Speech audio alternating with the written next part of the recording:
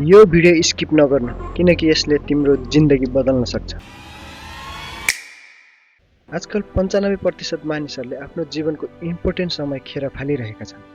जब तिमी सुतिरहेका हुन्छौ उनीहरू जागिरहेका हुन्छन्। जब तिमी स्क्रोल गरिरहेका हुन्छौ उनीहरू केही निर्माण गरिरहेका हुन्छन्।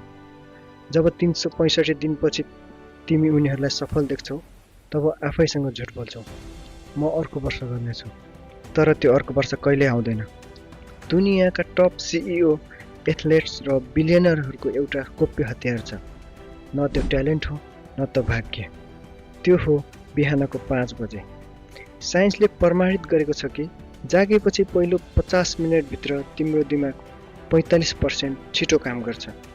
तर 99% मानिसहरूले यो सुनौलो समय सिर्फ बिस्तारालाई सुम्पिदिन्छन्। यो तितो सत्य हो। हरेक दिन बिहान जब तिमी अलार्म बन्द गर्छौ तब तिमी आफ्नो सबैभन्दा राम्रो ऊर्जा सिरानीलाई उपहार दिइरहेका हुन्छौ, स्क्रोलिङलाई दान गरिरहेका हुन्छौ।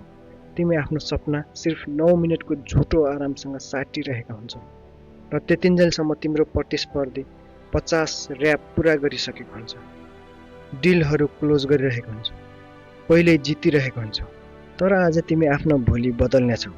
आफ्नो अलार्म बिहान 5 बजे सेट गर, धेरै काम गर्नका लागि होइन, तर आफ्नो सुत्ने घण्टामाथि दाबी गर्नका लागि।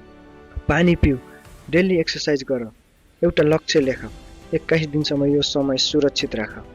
यसरी गर जसरी तिम्रो जिन्दगी यसैमा निर्भर छ, किनकि साँच्चै यो निर्भर छ पनि। 5 वर्षपछि तिमी आफूलाई 2 मध्ये 1 रूपमा देख्नेछौ, परिवर्तनको कारण बनेको मान्छे वा समय खेर फालेको मान्छे। तिम्रो जिन्दगी तिम्रो छनौट, अहिले सुरु गर।